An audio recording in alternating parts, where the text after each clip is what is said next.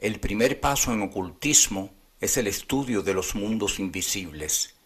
Estos mundos son invisibles para la mayoría de los hombres, debido a que los sentidos sutiles y elevados por los cuales pueden percibirse están dormidos.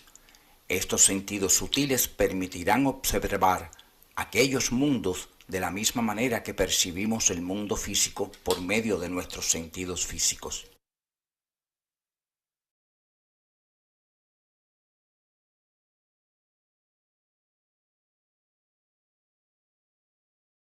La mayoría de los hombres se encuentran respecto a los mundos suprafísicos en parecidas condiciones a las que el que ha nacido ciego se encuentra en este mundo de los sentidos. Aunque la luz y el color estén en torno suyo, es incapaz de percibirlos.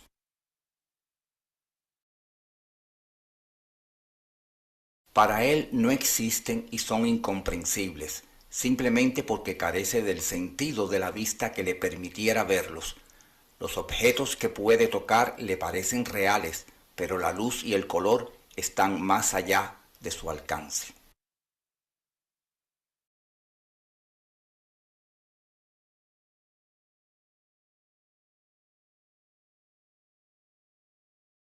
Así sucede con la mayor parte de la humanidad. Tocan y ven objetos y oyen sonidos en el mundo físico, pero los otros reinos y planos que el clarividente llama mundos superiores son tan incomprensibles para la humanidad como la luz y el color lo son para los ciegos. El que el hombre ciego no pueda ver ni el color ni la luz no es argumento contra su existencia y realidad. Ni es tampoco argumento el que porque la mayoría de los hombres no puedan ver los mundos suprafísicos, nadie pueda verlos. Si el ciego recobra su vista, verá la luz y el color. Si los sentidos superiores de los que actualmente son ciegos para los mundos suprafísicos se despiertan por medios apropiados, podrán ver también los mundos que ahora están ocultos para ellos. A la vez que muchas personas cometen el error de ser escépticas respecto a la existencia o realidad de los mundos suprasensibles, hay otras que se van al otro extremo y, habiéndose convencido de la verdad de los mundos invisibles, creen que cuando una persona es clarividente, toda verdad le es asequible enseguida, que en cuanto puede ver, conoce inmediatamente todo cuanto se refiera a esos mundos superiores.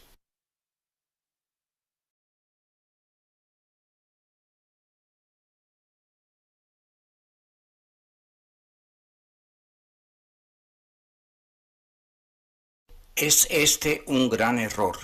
Muy pronto se reconocerá la falacia de tal concepto, comparándolo con los asuntos de la vida diaria. Nadie puede creer que un hombre que nació ciego y que obtuvo la vista después adquiera por ese solo hecho y de golpe el conocimiento de todo el mundo físico. Aún más, sabemos sobradamente que aún los que hemos podido ver durante toda la vida estamos muy lejos de conocer todo lo referente a este mundo físico. Años enteros de aplicación y de arduos estudios nos son necesarios aún para conocer una parte infinitesimal de las cosas que nos rodean en nuestra vida, y siguiendo el aforismo hermético, como arriba es abajo, como abajo es arriba, Como arriba es abajo, como abajo es arriba. comprenderemos enseguida que lo mismo debe suceder en los mundos superiores. Si bien es cierto que hay muchas más facilidades para adquirir conocimientos en los mundos suprafísicos que en nuestra condición física actual.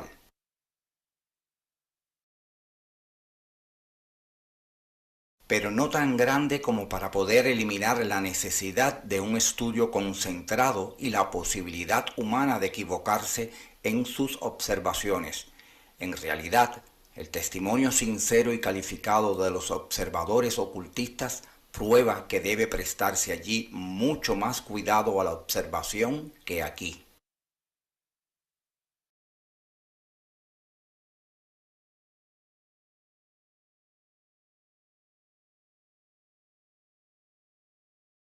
Los clarividentes deben ejercitarse antes de que su observación tenga un valor real, y cuanto más proficientes se hacen, tanto más modestos son al manifestar lo que ven, tanto más deferentes para las versiones de los otros, sabiendo cuánto hay que aprender y realizar y cuán poco puede avanzar un solo investigador de todos los incidentes y detalles de las cosas investigadas.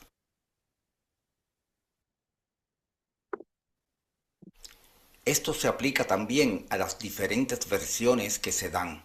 Lo que la gente superficial cree es un argumento contra la existencia de los mundos superiores. Dicen que si esos mundos existen, los investigadores debieran dar idénticas descripciones de ellos. Si tomamos un ejemplo sacado de la vida diaria, la falacia de tal argumentación se hace evidente.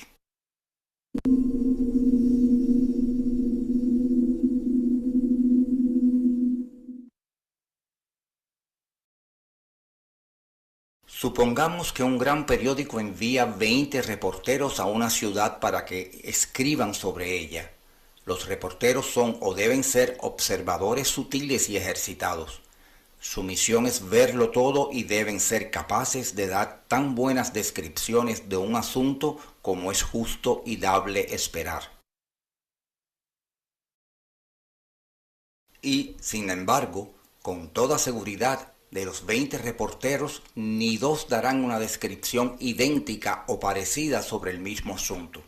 Lo más probable es que todas sean diferentes, aunque algunas de ellas puedan contener hechos salientes en común, otras serán únicas en cantidad y calidad.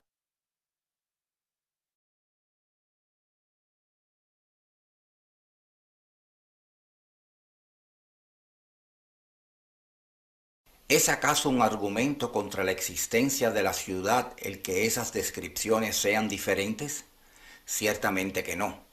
Y se comprende fácilmente porque cada uno ve la ciudad desde su punto de vista particular. Y esas diferencias y diversidades en las descripciones, en vez de ser confusas y perjudiciales para el conjunto, puede afirmarse sin temor que la lectura de todas ellas facilitará una comprensión más amplia y mejor de la ciudad que si se leyera una solamente y se arrojaran las demás al canasto. Cada reportaje complementaría y ampliaría los demás.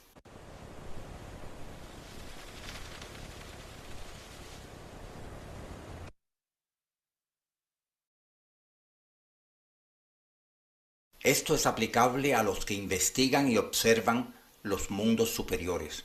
Cada investigador tiene una manera peculiar para observar las cosas y describirlas únicamente desde su punto de vista particular. El relato que uno haga puede diferir del que hagan otros, pero todos serán igualmente verídicos desde el punto de vista del observador individual. A veces se pregunta, ¿para qué investigar esos mundos? ¿No sería mejor estudiar uno solo a la vez y contentarnos por el momento con las lecciones que podamos aprender en el mundo físico? Y si existen realmente esos mundos invisibles, esperar hasta que lleguemos a ellos sin tomarnos desde ahora el trabajo de investigarlos. ¿Para qué molestarnos?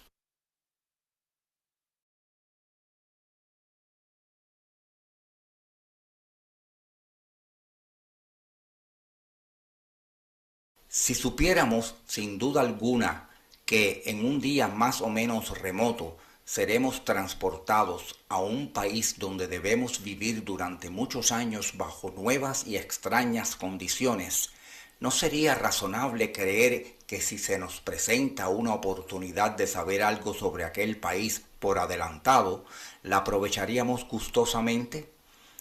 Ese conocimiento nos facilitaría el poder acomodarnos a las nuevas condiciones de vida que encontraremos en aquel.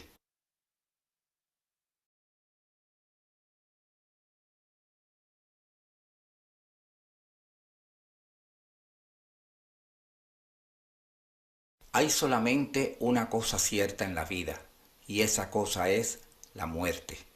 Cuando pasemos al más allá y nos encontremos frente a nuevas condiciones de existencia, el conocimiento que de éstas tengamos nos será indudablemente de gran ayuda. Pero no es esto todo. Para comprender el mundo físico, que es el mundo de los efectos, es necesario comprender el mundo suprafísico, que es el mundo de las causas. Podemos ver cómo corren los automóviles por las calles y caminos. Podemos escuchar el tic-tac de los instrumentos telegráficos, pero la fuerza misteriosa que causa esos fenómenos permanece invisible para nosotros. Decimos, es electricidad, pero el nombre no da la explicación. Nada sabemos de la fuerza en sí misma. Vemos y oímos únicamente sus efectos.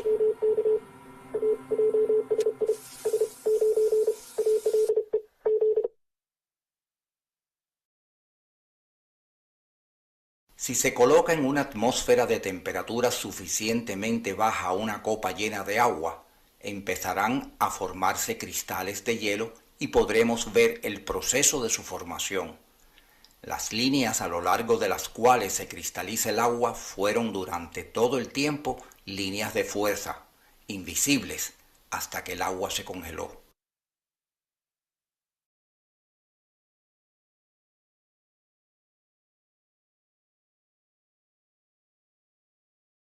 Los dibujos que la escarcha forma en los cristales de las ventanas son manifestaciones visibles de las corrientes de los mundos superiores que siempre están obrando sobre nosotros, y si bien desconocidos por la mayoría, no por eso son menos poderosas.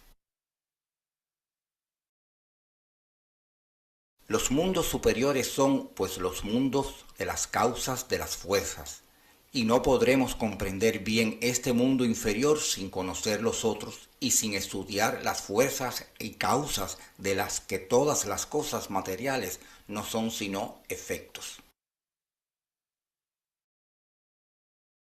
En cuanto a la realidad de esos mundos superiores comparada con la del mundo físico, por extraño que parezca, esos mundos superiores que para la mayoría son como espejismos o, por lo menos sustanciales, son en verdad mucho más reales, y los objetos que en ellos se encuentran son mucho más permanentes e indestructibles que los objetos del mundo físico. Si tomamos un ejemplo, comprenderemos esto fácilmente. Un arquitecto no empieza a construir una casa procurándose los materiales necesarios y contratando obreros para que coloquen piedras sobre piedras al azar, sin pensarla o hacer un plan previo. Primero empieza a pensar en una casa. Gradualmente este pensamiento toma forma en su mente y finalmente adquiere una idea clara de la casa, tal como debe ser, una imagen de la casa. Esta casa permanece por el momento invisible para todos, menos para el arquitecto que la concibió. La hace objetiva al dibujarla en el papel. Dibuja el plan y por medio de esa imagen objetiva de la forma de pensamiento o ideación, los obreros construyen la casa de madera, de hierro, de piedra, siguiendo las indicaciones de la forma de pensamiento creada por el arquitecto.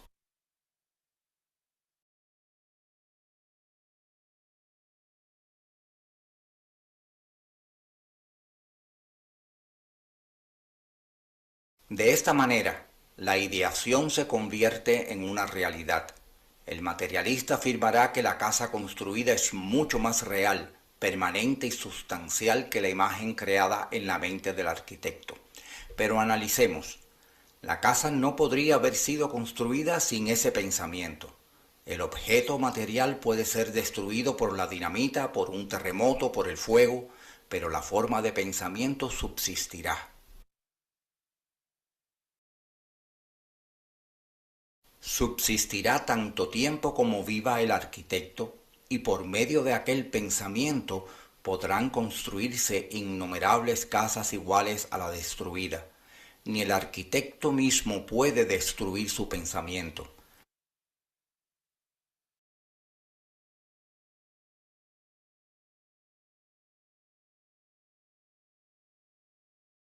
Aún después de su muerte, ese pensamiento puede ser utilizado por cualquiera que esté suficientemente desarrollado como para poder leer en la memoria de la naturaleza.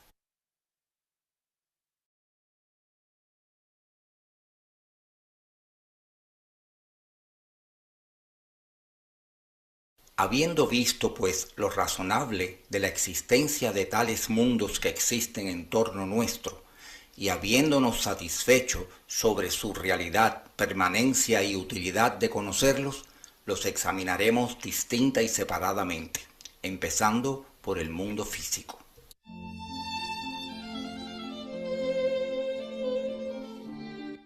Resumen. 1. El estudio de los mundos invisibles es el primer paso en el ocultismo. 2. Los mundos son invisibles para la mayoría de las personas, debido a que los sentidos sutiles y elevados, por los cuales pueden percibirse, están dormidos. 3. El adquirir la clarividencia no da acceso inmediato a conocer todo cuanto se refiera a esos mundos superiores. 4. Los clarividentes deben ejercitarse antes de que su observación tenga un valor real. 5. Las diferentes versiones de lo relatado por diferentes investigadores de los mundos sutiles puede enriquecer el conocimiento, lejos de contradecirlo. 6. El conocimiento de las características de estos mundos nos dará una ventaja en el momento que nos toque estar viviendo en ellos. 7. Los mundos superiores son los mundos de las causas de las fuerzas, de las que todas las cosas materiales no son sino efectos.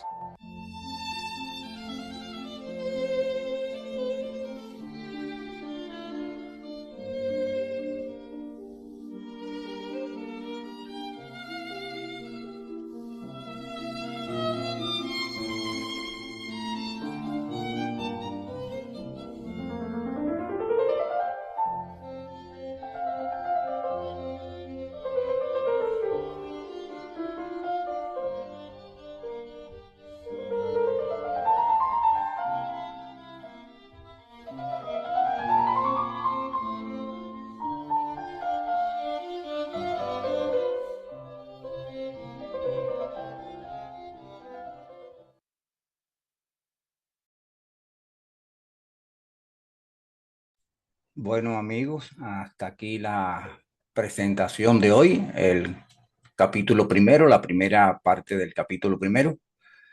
Y bueno, están abiertos los micrófonos para las preguntas, dudas,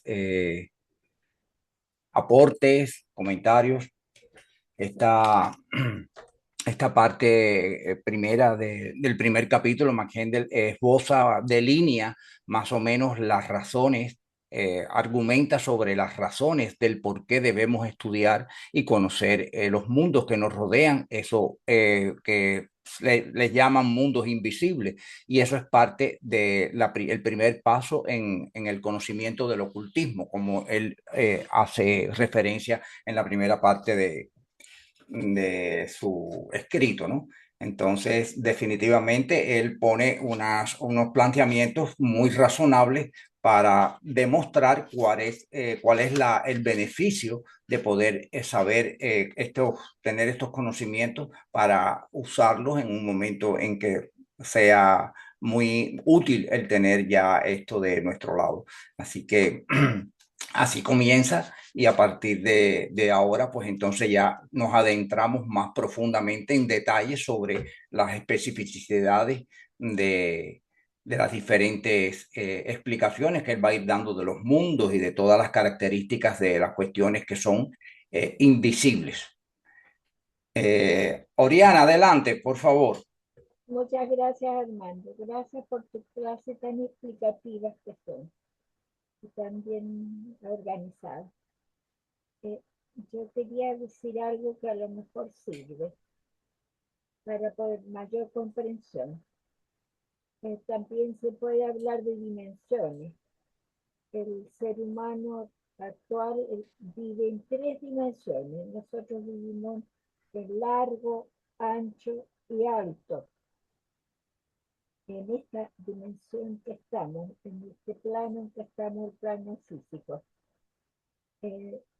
Si, por ejemplo, pusiéramos una hormiga en una hojita, la hormiga solo ve dos dimensiones, el largo y el ancho de la hojita. Y nosotros podríamos soplarla pero fuertemente y ella no sabría quién la sopló, porque no ve la tercera dimensión, no sigue su cabeza. Entonces, nosotros para poder entender también tendríamos que como comprender que hay otras dimensiones más arriba que la tercera, cuarta, quinta y varias más dimensiones. Hawking, el que está en silla de ruedas, que ya creo que falleció, si me parece que sí, él hablaba de 10 dimensiones o más. Entonces, no podemos nosotros dejar pensar así como una hormiga, que no existen las otras dimensiones porque no las somos capaces de entender. Y aquí nosotros en este momento entendemos tres dimensiones. Y un ejercicio muy hermoso que resulta es preguntarle a los alumnos cuando están aprendiendo esta parte en cuál de todas estas dimensiones están viviendo en el momento que estamos en la clase. Se hace un silencio muy grande y empiezan a pensar en cuál. Al final sigue la conclusión. En el físico, porque nos tocamos, estamos vivos. En el emocional, porque estamos pensando, nos produce la clase una emoción. Eso estamos en el mundo del deseo.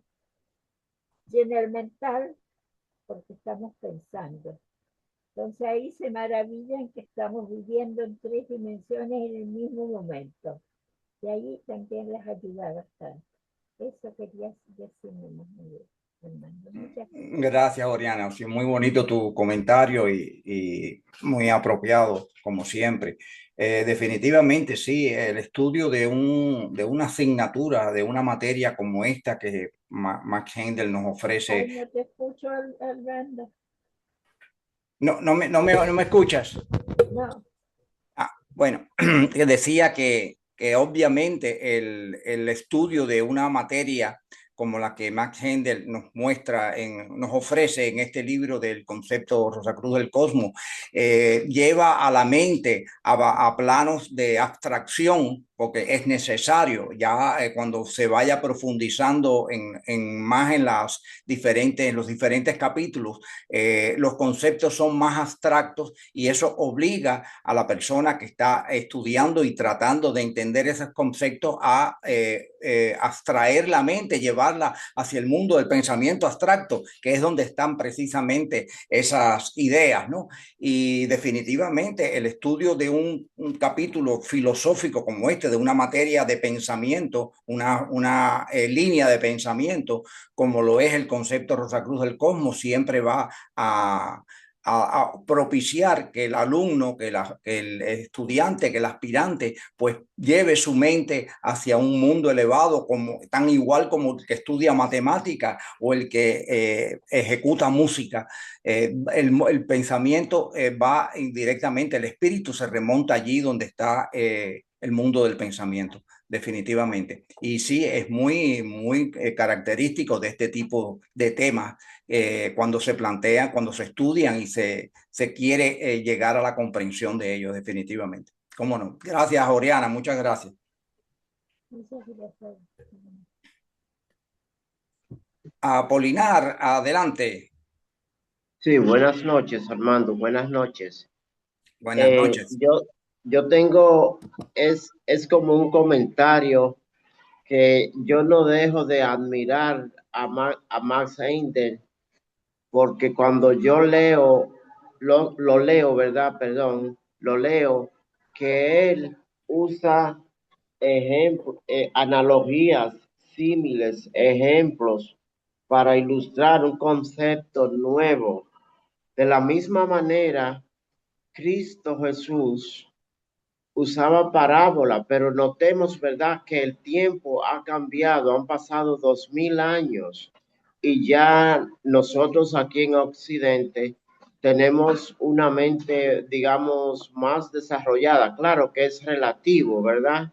Pero yo sigo admirado de cómo Max Heindel, a través de sus escritos, siempre trae a colación algo físico de este mundo para ilustrar un concepto abstracto. Así es, sí, McHendel era eh, muy bueno poniendo ejemplos, ejemplos muy puntuales y ejemplos muy, vamos a decir, digeribles con respecto a los conocimientos que nosotros tenemos del mundo físico, que es de lo que más conocimientos tenemos, porque llevamos muchos años pues lidiando con las experiencias del mundo físico. Y Max Heindel sí tenía una gran capacidad de llamar, traer a colación ejemplos que fueran muy precisos, muy gráficos con respecto a lo que él quería demostrar o quería explicar. Claro, él está explicando cosas que son no relacionadas con las palabras, con el lenguaje, con las dimensiones en las cuales nosotros vivimos. Por lo tanto, tiene que acercarse usando ciertos símiles y ciertas alegorías y ciertos ejemplos que le lleven a uno a poder entender ese concepto que ya es de otra naturaleza. Porque cuando él habla, digamos, de la naturaleza de la sustancia de los otros mundos, no hay idea de cómo son esas sustancias, o sea, de forma que haya lenguaje para explicarlas, no hay con qué compararlas porque no existen en el mundo físico, ya sea la sustancia del mundo del deseo, ya sea la sustancia del mundo del pensamiento, no existe. Entonces él tiene que decir que son sustancias más sutiles que las que conocemos en el mundo físico, como en el próximo capítulo vamos a ver donde él dice que la sustancia del mundo del deseo es un grado menor en densidad que la del mundo físico, pero incluso diciendo eso no podemos tener realmente idea de cómo es la sustancia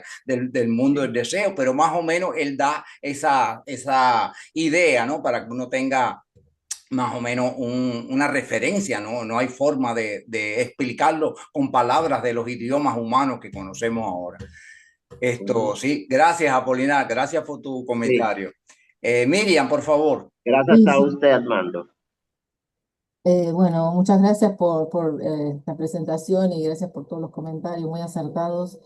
Y me quedé pensando en lo que habían dicho de la matemática y la música y cuán importante es que ya desde niños se los, digamos, motive para aprender estas disciplinas, porque a veces no se hace tanto hincapié en algunos países, por ejemplo, sobre digamos, abordar más sobre la matemática, la geometría, y sabemos muy bien, y me quedé pensando también lo que había dicho Oriana de las dimensiones, porque cuando uno se pone a estudiar matemática más profundamente, el álgebra lineal y habla mucho sobre otras dimensiones, y a veces uno dice, ¿y cómo puede ser que exista más dimensión de la tercera? Y entonces, o de la cuarta.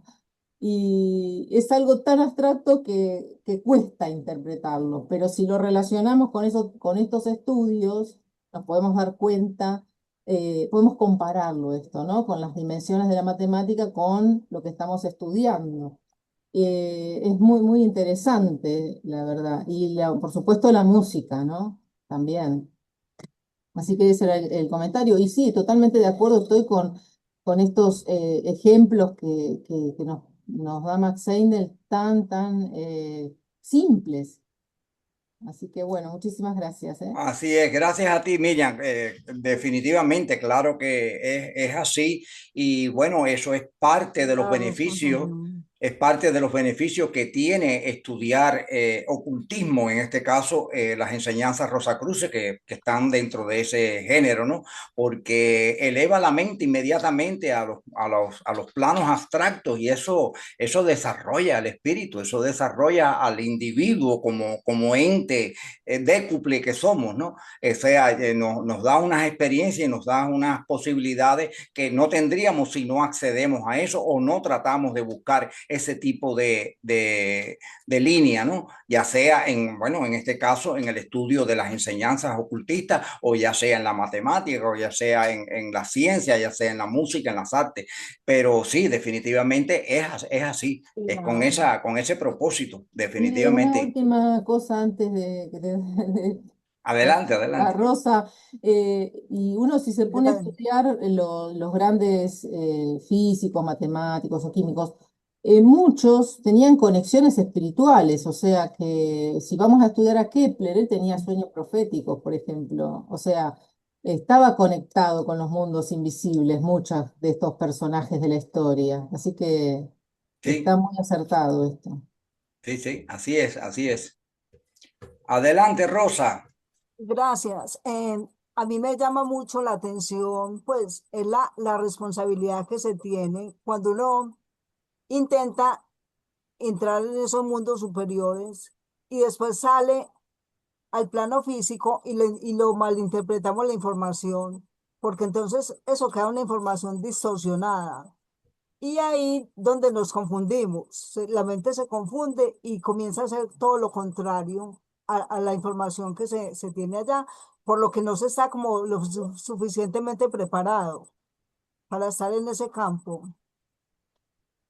Bueno, Magende precisamente explica aquí en esta presentación que acabamos de ver que el hecho de que la persona logre abrir sus ojos a los mundos espirituales, no de golpe va a saberlo todo y va a tener la certeza de todo lo que está viendo. Necesita entrenamiento, el clarividente, ya que ha llegado a ese punto de poder entrar en esos mundos y ver cosas que hay allí. Necesita entrenamiento por mucho tiempo para tener un juicio verdaderamente correcto de lo que está mirando. Porque él pone el ejemplo del ciego que nunca ha visto nada y para él no existe el color ni la luz. Sin embargo, de pronto recobra la luz y entonces comienza a ver el color y la luz, pero no lo entiende e incluso prefiere cerrar los ojos todavía para andar porque le es más fácil andar con los ojos cerrados, que ha estado muchos años haciéndolo, a abrir los ojos que se están acostumbrando a una nueva experiencia, a una nueva, vamos a decirle, para el caso del ciego, una nueva dimensión para él. Pues siempre dependió del tacto, en este caso, pues entonces la vista se la ha recuperado y necesita entrenar su vista para entender las distancias, los colores, las materias, toda esa serie de cosas. Y esto además le va a tomar mucho tiempo adquirir una parte muy pequeña del conocimiento del mundo físico que él se ha perdido por ser ciego durante todos los años que fue. O sea que abriendo los ojos, vamos a decir, a los 40 años y va a vivir hasta los 80, en 40 años él va a encontrar una pequeña cantidad de conocimiento del mundo físico. Y lo mismo sucede apelando, o sea, parafraseando el axioma hermético de como arriba es abajo y como abajo es arriba. Sucede lo mismo en los mundos espirituales. Cuando ya la persona abre sus ojos a los mundos espirituales, tiene, vamos a decir, la dicha de haber trabajado lo suficientemente bien como para haber alcanzado ese grado, ¿no?, de desarrollo, y abre sus ojos allí, pues entonces va a tener que pasar mucho tiempo para poder interpretar y entender y digerir y poder explicar incluso esas cosas que está viendo, ¿no? Afortunadamente, estando en esta escuela preparatoria, la persona que llega a ese grado va a tener al lado su mentor, va a tener las indicaciones, las sugerencias de su mentor y más o menos lo va a guiar dentro del campo de la investigación en esos mundos. Entonces ya el hecho de que la persona pueda referir cosas equivocadas o no ya depende un poco del riesgo que quiera tomar en aventurarse a dar explicaciones de cosas que todavía no entiende. Pero si está guiado por un mentor, ya tiene un guía al lado, tiene una persona que le sugiere, le da indicaciones, pues probablemente no caiga en esos errores. Vamos a poner el caso de Max Heindel. Max Heindel, cuando recibió su primera iniciación,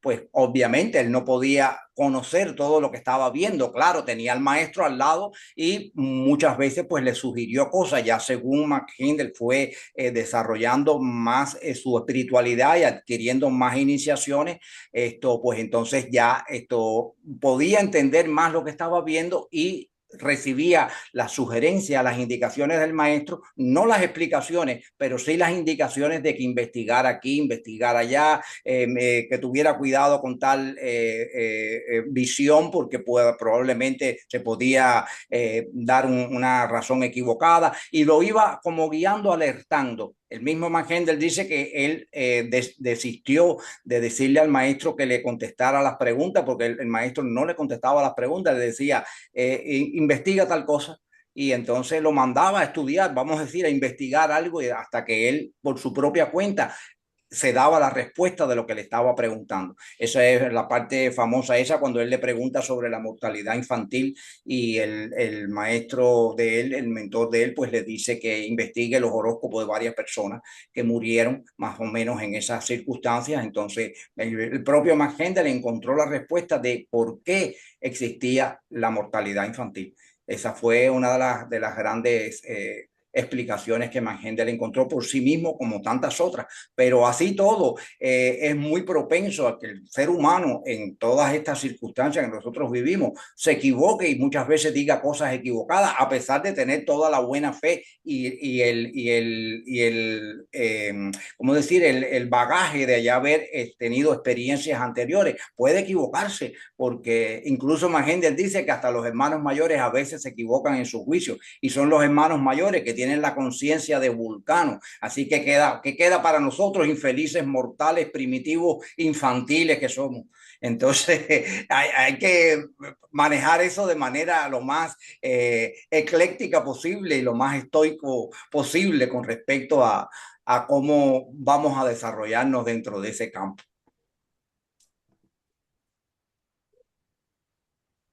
Gracias. Por nada, Rosa, por nada. Adelante, Orianita. Bueno, dale. Estaba Luciano, perdón, no te vi la mano, perdón. Es que no la vi por aquí, pero bueno, para que, Las damas primero, las damas primero. Claro, claro, por supuesto. Dejamos a Orianita primero. Que quería decirle algo a Rosita. Rosa me parece que se llama así. Sí, señora. Porque a lo mejor decirle, en este mundo físico en que vivimos, de repente tenemos activos de los otros mundos. Sin querer, de repente estamos en nuestra casa meditando, un poco solos, qué sé yo, y vemos pasar a alguien. Y decimos, ¿pero qué pasó? ¿Cómo? ¿Qué sé yo? Pero ¿cómo puede ser? Etcétera.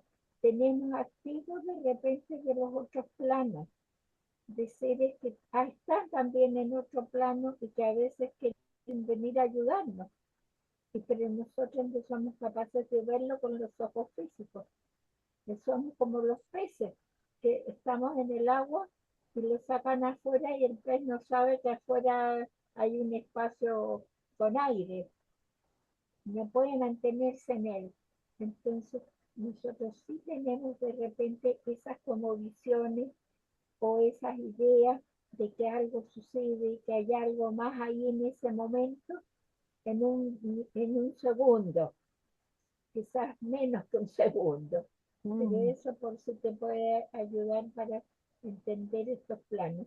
Pero estamos en todo.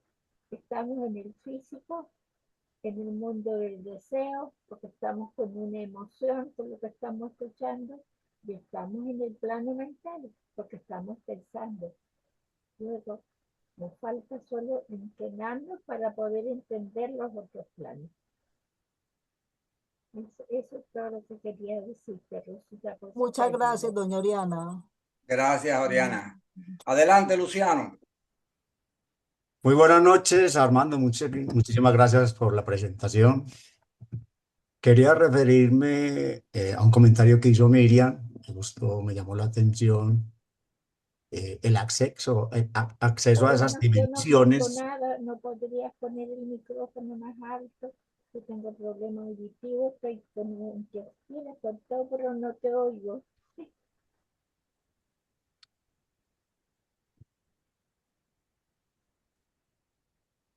Puedes acercar tu boca al micrófono, si no, Lo apagó. por favor, muchas gracias. Ujú. ¿Listo?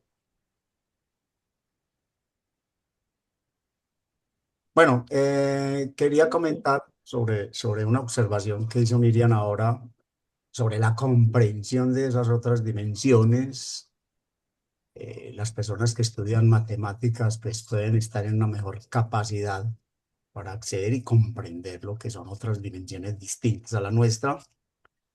Y bueno, ahí hay un libro que recomienda Max Heindel, se llama La Cuarta Dimensión, de un autor que se llama Hinton, que él recomienda que podríamos leerlo, nos beneficiaría mucho, pues como comprender más desde otro punto de vista lo que son esas otras dimensiones distintas a la nuestra.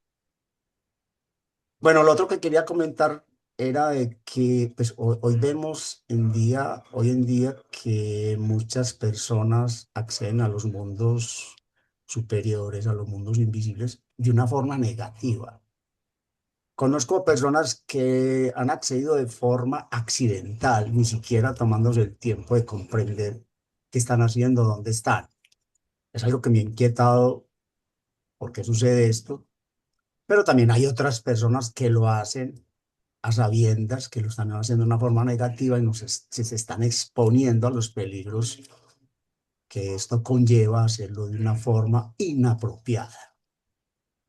Y populan mucho hoy en Internet, en YouTube, que hágalo de esta forma, de aquella otra, lo cual conlleva un gran peligro para las personas que se aventuran a tratar de ingresar a estos mundos pues sin la debida preparación. Era todo lo que quería comentar. Muchas gracias. Gracias, Luciano. Sí, efectivamente, hoy en día hay demasiada información, vamos a decir, ya es una hemorragia innecesaria de información que muchas veces se convierte en desinformación o en cosas perjudiciales para las personas que reciben eso sin tener realmente un nivel de comparación de qué cosas están mirando. Y como bien tú dices, hay muchas personas ahí en YouTube y en esos lugares donde hacen podcast y eso que están recomendando cuestiones, ejercicios espirituales y toda una serie de cosas para que las personas hagan, digamos, unas transacciones que no están preparados para hacer y eso sí es extremadamente perjudicial y hasta letal puede ser. Entonces, pero estamos en la época de la informática y todas las personas tienen acceso a las cosas y desgraciadamente no hay una ética entre todas esas personas que pueda de verdad primar sobre el asunto del interés monetario y el interés de ganar adeptos en su canal para que le paguen más. En fin, eso está vaya, basado en eso y desgraciadamente estamos lidiando con eso. Sí, así es, así es. De hecho, Armando, tengo entendido que el mismo Max Heindel hizo en un momento ejercicios respiratorios orientales y realmente no la pasó muy bien. O sea Sí, que lo que está muy difundido actualmente son todas esas prácticas orientales acá en Occidente.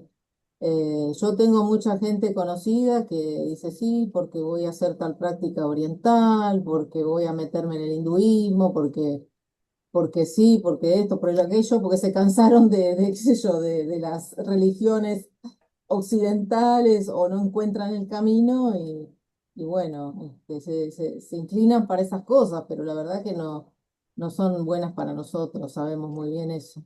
no, no, definitivamente no. Y hay también otras prácticas, porque ahora sí el hinduismo, el yoga y toda esa serie de cosas pues han invadido Occidente desde hace ya algún tiempo. Últimamente están más de moda y demás, pero ya hace bastante, bueno, desde la época de Max Heindel ya venía Yogananda y todos esos avatares hindúes que vinieron aquí a exponer sus teorías y sus filosofías, ¿no? Pero hoy en día cualquiera es un yogi, cualquiera es un profeta y cualquiera es un avatar, entonces ya no realmente no se sabe bien quién es el falso, quién es el verdadero, ¿no? Y obviamente para el occidente esas prácticas no tienen absolutamente ningún beneficio, porque es que los cuerpos de occidente son diferentes a los cuerpos orientales en cuanto a la conexión de sus vehículos. A ellos sí les produce un beneficio inmediato, vamos a decir, un resultado inmediato, pero al occidental no. Y en el caso de Max Heindel lo habla de que él hizo unos ejercicios por muy poco tiempo, pero dada la espiritualidad que tenía Max Heindel, al él tener los vehículos ya más desconectados, más sueltos, vamos a decir, no desconectados, sueltos, pues entonces le surtió efecto enseguida el poco tiempo que lo hizo. Y dice que le tomó como 2 semanas o 3 semanas volver otra vez a su estado normal, y que por poco pierde la encarnación porque muy mal, iba muy mal. Y eso que Ahora lo una pregunta, practicó. ya que estamos con esto, Armando. ¿El ejercicio yoga difiere del yoga o de la práctica yoga? Por ejemplo, mucha gente va a un centro y hace como distintas posiciones y ¿eso es lo mismo que perjudica igual a la persona? Bueno, hay dos cosas en el yoga. El yoga se divide en dos categorías. Está el hatha yoga, que son los ejercicios físicos, que Ajá. supuestamente son para salud y tener flexibilidad, y Sí, sí. etcétera. Y está el prana yoga, que son Ajá. los ejercicios respiratorios. Ahora bien, el hatha yoga, aunque ellos digan que no tiene que ver directamente con eso, el problema es que las posiciones que ellos adoptan las usan teniendo en cuenta la posición de la columna vertebral, por donde Ya. entran las corrientes energéticas, ya sea del mundo del deseo o de diferentes índoles, y ellos se ponen en esas posiciones para recibir esas corrientes.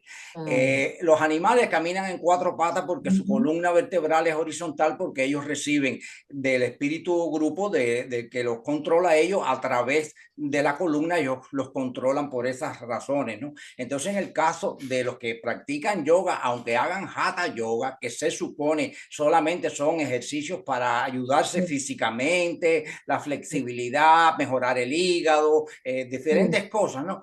Yo pienso que tampoco son útiles para el occidental. El occidental puede ser calistenia, puede hacer plancha, puede hacer otros tipos de Sí, yo ejercicios. hago este comentario porque hace 2 o 3 años atrás yo tengo problemas de columna y me recomendaron hacer yoga. Y la verdad que cada vez que venía de la clase venía peor, cada vez peor. O sea, yo sentía energéticamente que estaba mal. Hasta que llegó un momento que dije, no, esto me está haciendo mal. Y no fui más. Y me anoté no, en vez del yoga en un gimnasio común, digamos. En un gimnasio que uno camina en la cinta, en la bicicleta, bueno.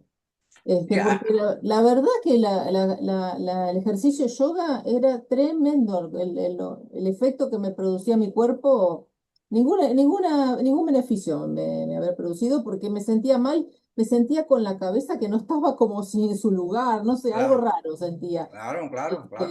Sí, sí, muy mal, muy mal. Por eso Hay pregunto. ejercicios yoga que son, vamos a decir, compatibles o similares a ejercicios normales que se pueden hacer, por ejemplo, Claro, de estiramiento, ¿no? sí, Pero sí. ellos tienen un ejercicio que se llama la cobra, que es que uno se pone boca abajo, entonces trata de levantar la parte de arriba sin despegar el vientre del suelo. Y eso es bueno para estirar la columna, pero eso lo puede hacer cualquier persona en un momento determinado que tenga un dolor en la columna o que tenga una contracción o algo. Puede hacer ese tipo de ejercicio igual que hacer, digamos, lo que le llaman el gato, que es estirarse así, o sea, curviar la columna, ¿no?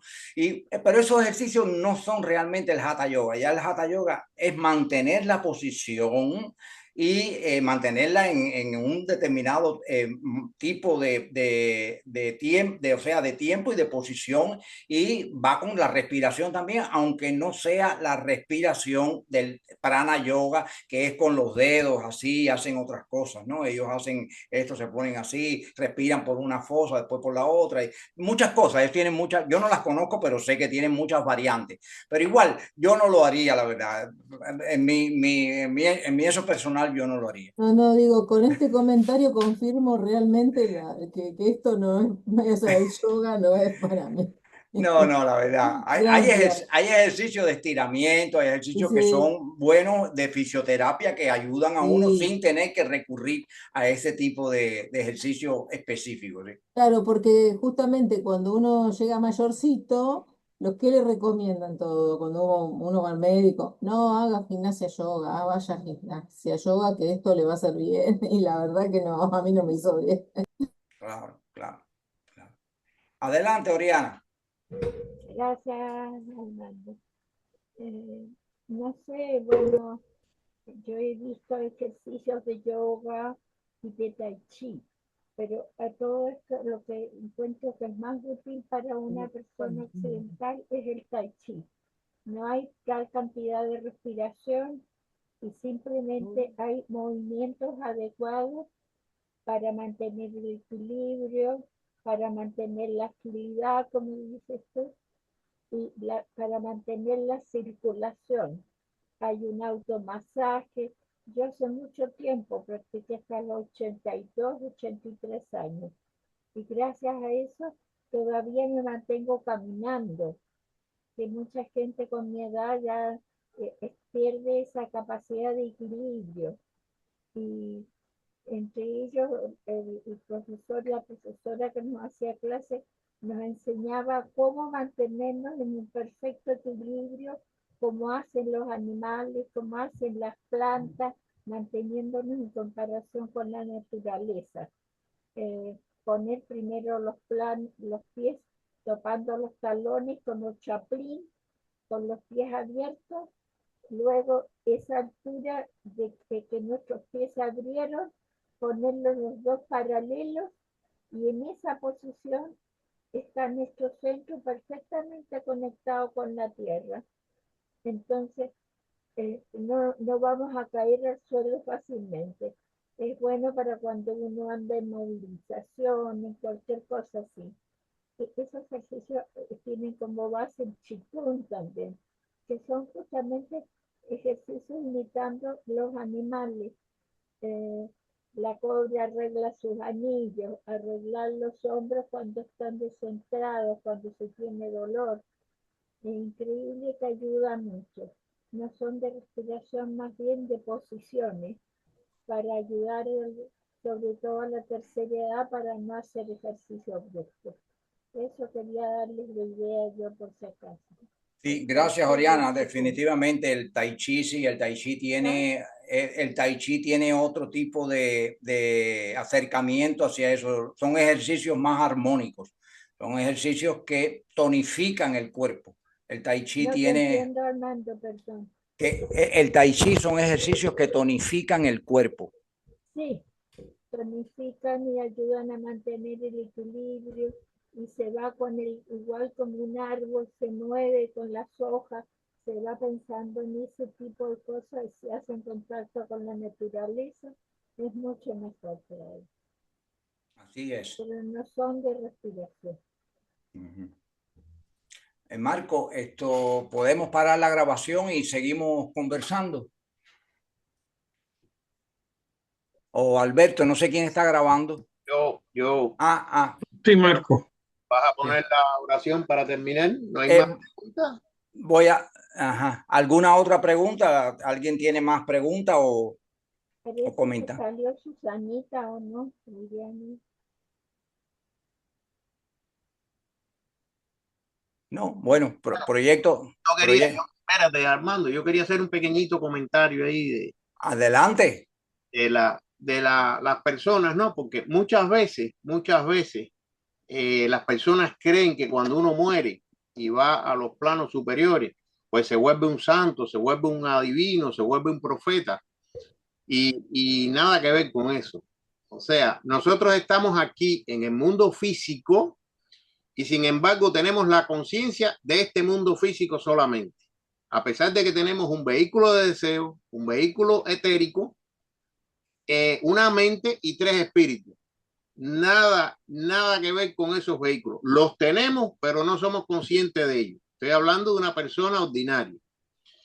Entonces, como no tenemos conciencia de los vehículos superiores, cuando vamos al mundo del deseo, por ejemplo, que nos morimos, tampoco tenemos conciencia de los vehículos superiores.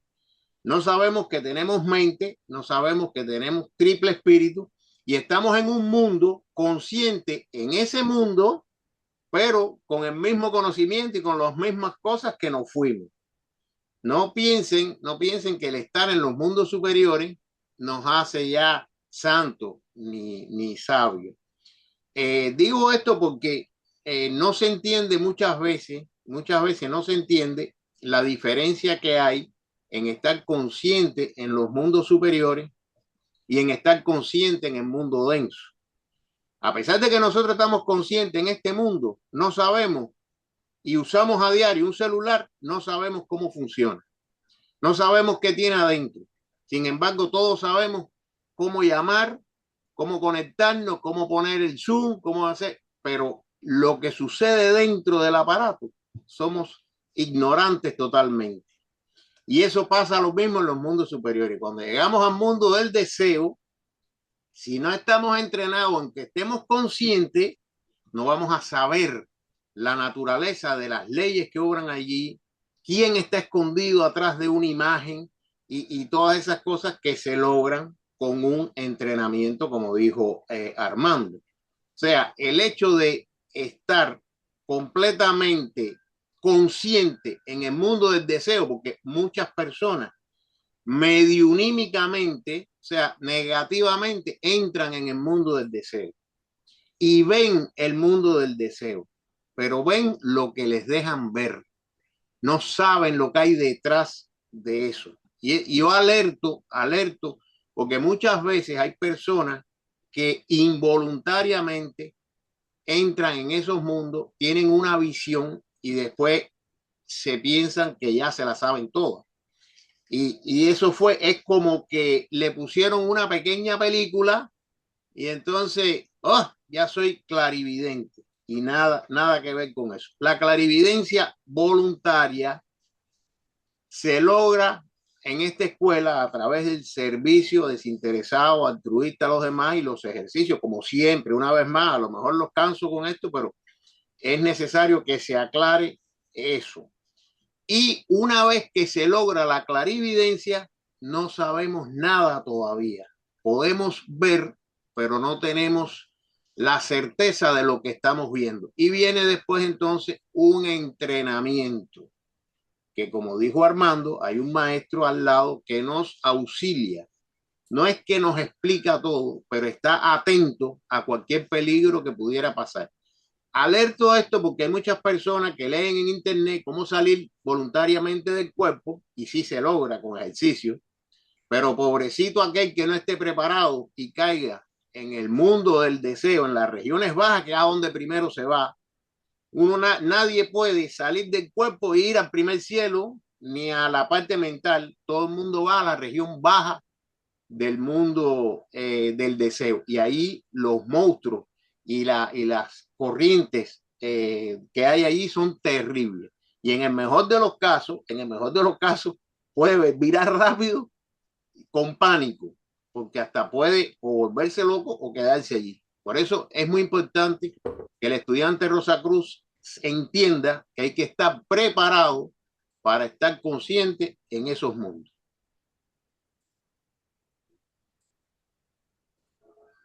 Así es, Marco, exactamente. Muy buena la aclaración y muy bien explicado. Patricia, adelante.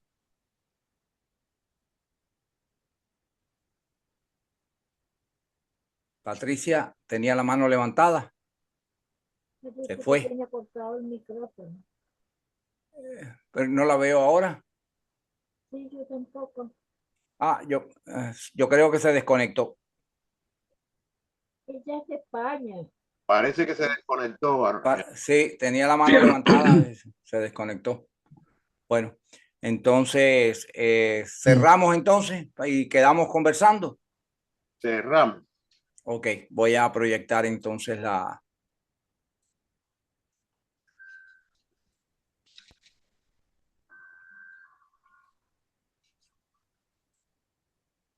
Ahora, si un caballero se ofrece voluntariamente,